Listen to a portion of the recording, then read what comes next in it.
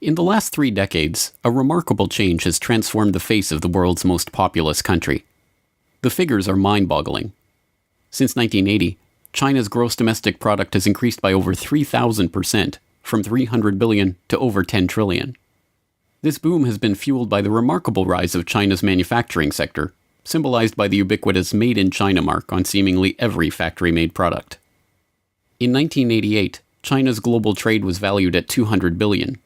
Today, it is worth over 4 trillion. This has led to a now familiar narrative.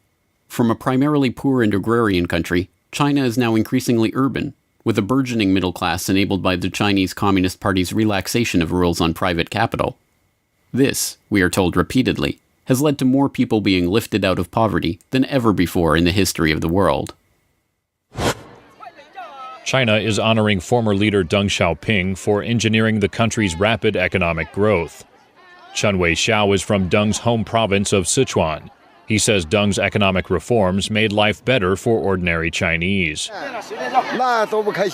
We're eating well and we have nice clothes to wear. It's a well-off society. Everything is good. I'm very happy. Chen was a tourist in the southern city Shenzhen.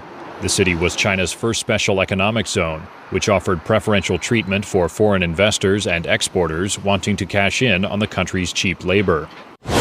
Thing that they've done over the past 3 decades is lifting hundreds of millions of people out of poverty, and I think that's a good achievement. In the past 10 years, there's been more attempt to secure the interests of disadvantaged people and of relatively poor people in the countryside. As compelling as this narrative is, it does not tell the whole story. While no one can deny that the country as a whole is significantly wealthier than it was 3 decades ago, the masses of poor itinerant workers remain largely impoverished, dividing their lives between long hours in sweatshop-like factories and restless nights in squalid, overcrowded company dormitories.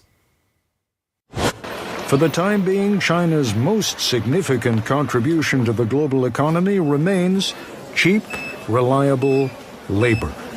Anyone who's ever worked an assembly line can tell you about the pressure and the boredom and the fatigue. Conditions in the factories have often been harsh. Poor safety, illegally long working hours, cramped accommodation, few breaks and little leave. An undercover investigation into the world's largest electronics company, Samsung, by the human rights organization China Labour Watch, has revealed that abuse of workers is rife in factories either owned by Samsung or in those that make parts for Samsung products. 8 factories were investigated, including 6 directly operated by Samsung and 2 supplier plants by spies posing as workers or interviewing workers. They found forced and excessive child labor, excessive overtime, exhausting working conditions, and widespread verbal and physical abuse. This story, the story of the brutal conditions that make the world's cheap plastic products possible, and the desperation of the workers who make them, has threatened to burst through the bubble of first world ignorance before. In 2012, the issue of the suicide problem at electronics manufacturer Foxconn, with over 1 million employees across China and 400,000 in Shenzhen alone, became headline news when it was brought to the public's attention by Mike Daisey and his one-man show, The Agony and the Ecstasy of Steve Jobs, which detailed his experience traveling to Shenzhen with an interpreter and interviewing the company's workers. In my first 2 hours of my first day at that gate, I met workers who were 14 years old. I met workers who were 13 years old. I met workers who were 12. Do you really think Apple doesn't know? When Daisey's story was eventually found to contain errors and fabrications, the issue of Foxconn's treatment of its workers disappeared from the news cycle. But the reality underlying that story, a reality of long hours and poor pay and suicide nets, disappeared with it. The suicide nets went up in the spring of 2010 when 9 Foxconn workers jumped to their deaths in the span of 3 months. A total of 18 employees took their own lives or tried to in recent years. Some striking news. An employee of Foxconn Technology Group attempted to kill himself by cutting his veins Thursday in South China's Shenzhen City. He survived after medical treatment, while the suicide attempt came after 12 Foxconn employees had tried to end their lives, and 10 had succeeded by falling from buildings so far this year. A tragic state of affairs, and in response, Foxconn has taken action to ensure the mental health of their employees by making them sign a pledge vowing not to kill themselves. Done and done. While the average worker building electronics in the U.S. today makes over $23 an hour and works 41 hours a week, most of the people at Foxconn earn just over $2 an hour and strive for a 60-hour work week. Shifts have overtime built in, so workers regularly do more than 60 hours a week, more than Apple's guidelines. So if the workers at the bottom of China's economic miracle have seen very little of the benefits of that miracle, the question is, who has? The answer, perhaps unsurprisingly, is that a small group of families, all related to a small cadre of politicians and bureaucrats surrounding Chinese leader Deng Xiaoping during the country's transition out of Maoism in the 1970s, have reaped the lion's share of this new wealth. And they did so by cutting a deal with the corporate, financial, and banking elite of America, who were searching for a way to move the U.S. manufacturing base offshore. In order to understand this part of the story, we must first understand the history of China to know that this is not the first time the country was colonized to serve wealthy foreign interests. In the 18th century, Europeans developed a taste for various Chinese goods, including silk, tea, and porcelain. The trade for these goods was largely one way. China was not so interested in European goods. As a result, more and more of Europe's silver bullion found its way into China and stayed there. To correct this trade imbalance, the British East India Company hit upon a Machiavellian solution. It used intermediaries in Turkey and India to smuggle opium into China, where opium dens became commonplace and the effects of opium addiction ravaged the Chinese countryside. By 1838, as many as 12 million addicts populated the opium dens, many idle and unemployed, some selling their family into slavery to afford their habit. When Chinese Special Imperial Commissioner Lin Zexu was dispatched to Canton, now modern-day Guangzhou, to stop the opium trade, the British responded by sending warships and expeditionary forces to wreak havoc on Chinese ports and coastal cities. This, the First Opium War, led to a decisive British victory and the Treaty of Nanjing, which ceded Hong Kong to the British, as well as forcing open 5 major port cities to British trade, including Guangzhou, Xiamen, Fuzhou, Ningbo, and Shanghai. This began an era that Chinese nationalists later called the Century of Humiliation. The Qing dynasty had itself been humiliated, and unequal treaties like the Treaty of Nanjing undermined traditional Chinese trade restrictions, foreign relations, and even the country's legal system. China had become yet another outpost of the British Empire, still autonomous, but as integral to Britain's trade interests as any of its colonies. With the Communist Revolution of 1949, China once again retreated into its Middle Kingdom status, severing its diplomatic and economic ties to Britain, the United States, and the other Western powers that had long held such power over it. As Professor Michel Chossudovsky of the Center for Research on Globalization explains, however, those ties were to be formed once again, less than 3 decades later. So 1972 is a landmark date. 1976 is the major landmark date for the transition. Zhou Enlai dies in early 76. He was very much a go-between the two factions within the Communist Party, the left and the right, the capitalist roaders and so on. And then Mao Zedong passes in September. And immediately after the death of Mao Zedong, there is a regime change where the so-called Gang of Four, but they were depicted as the Gang of Four, the 4 major leaders of the within the state apparatus, were in effect displaced and arrested and demonized. And in fact, these were supporters of Mao Zedong. This coup could not have taken place while Mao Zedong was still alive. And the Western media celebrated, pretty much reverberated the position of the Communist Party, the Chinese Communist Party. And then there was a period of transition with a new leader, Hua Guofen, which lasted approximately, about a year to 2 years. And Deng Xiaoping made his comeback in 77, 78. And in 1978, they established the free trade zones, which was very crucial. And subsequently, of course, in 1979, Deng Xiaoping travels to America and also makes the statement or expresses his anti-Soviet position. And he said, how do we tame the polar bear, so to speak?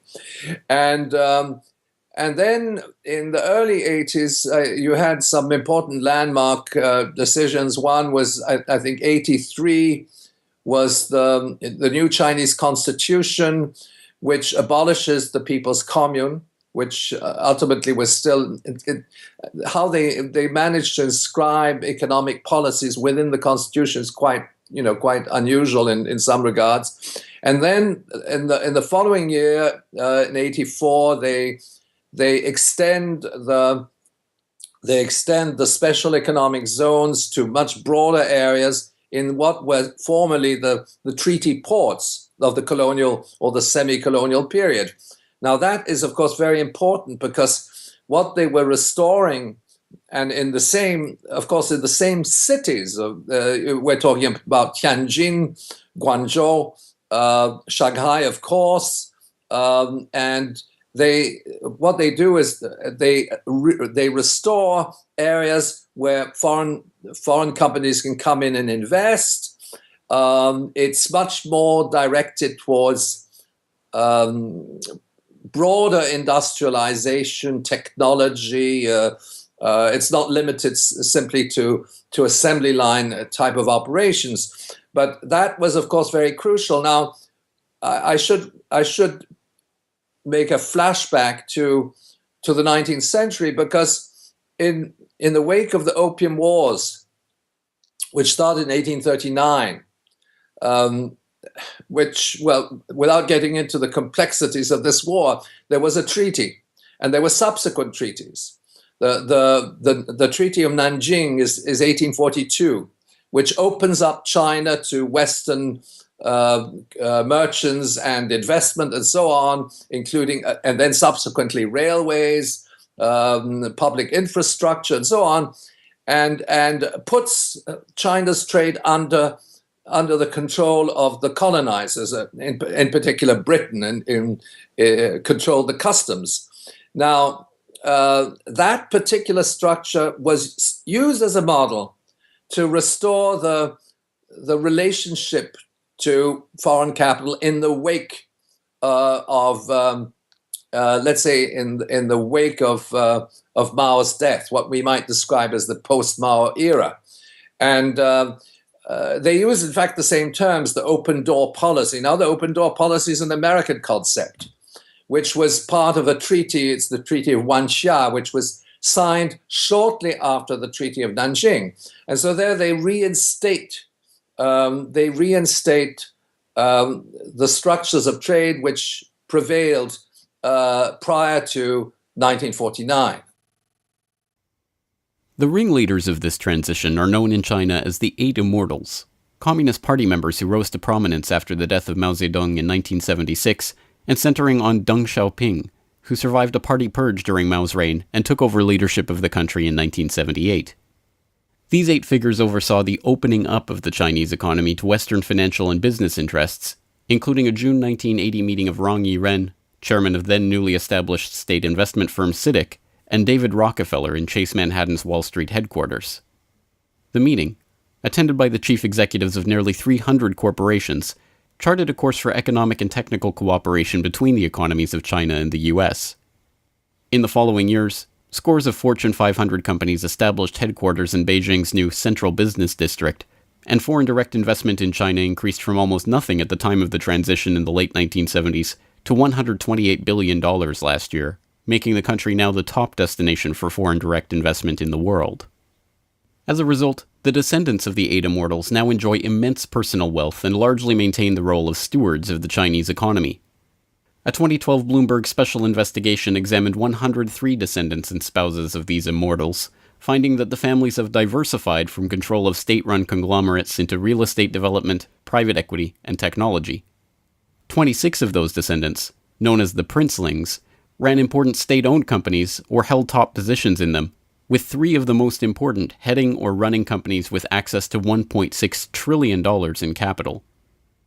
The almost unimaginable wealth of these elite families stands in stark contrast to the lives of the itinerant factory sweatshop workers in their company dormitories, and even sharper contrast to the party's officially espoused ideals about equality in the People's Democratic Republic of China. The contrast between this ruling class and the average Chinese worker is not lost on the Chinese themselves. Although the 8 immortals are still revered as founders of the modern nation, there is growing resentment of the extremely wealthy princelings and their command over the lion's share of the economy. There is also a growing nationalist sentiment that are eager to see the country assert itself on the international stage, in defiance of the American paymasters who made the transition possible.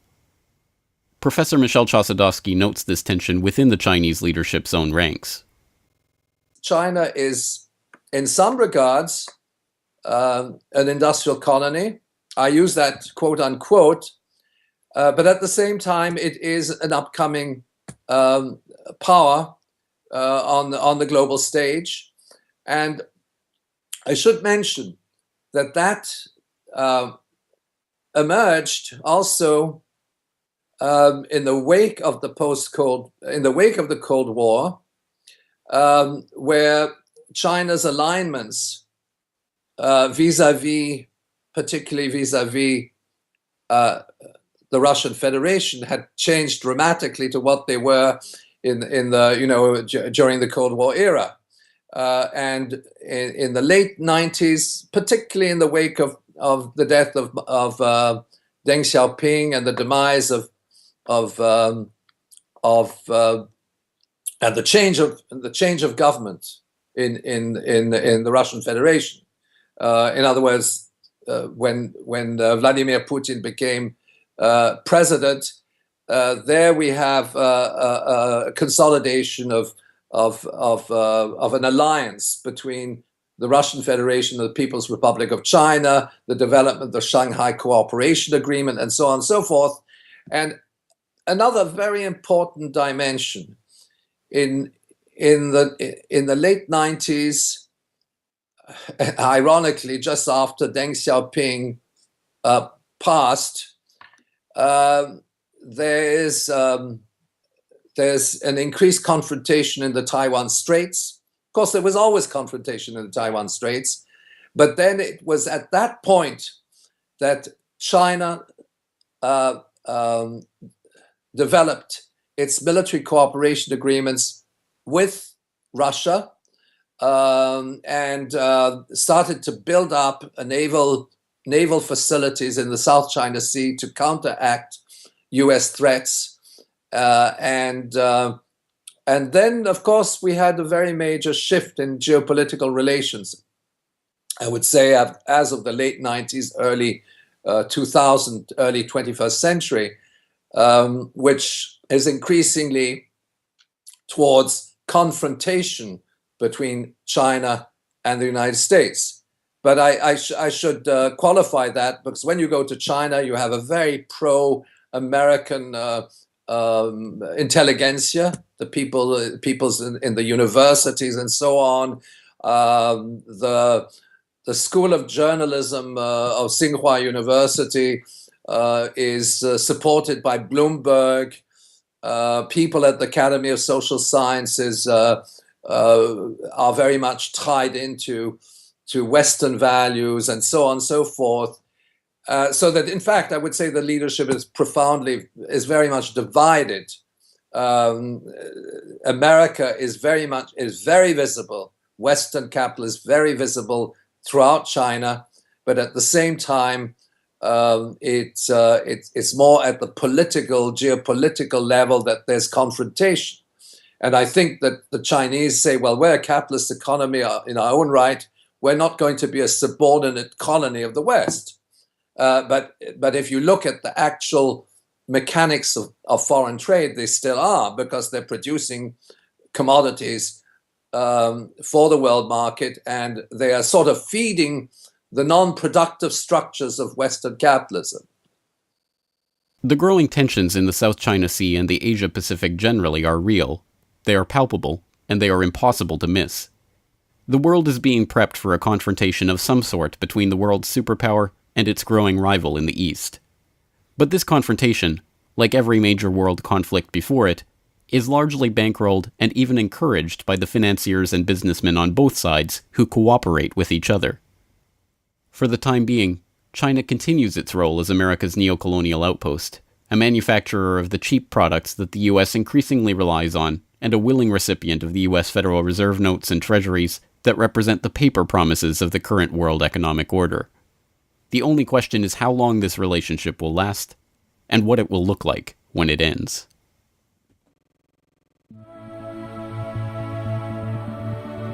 For more on this story and other breaking news and current events, please go to globalresearch.ca. For more research and analysis by James Corbett, please go to corbettreport.com.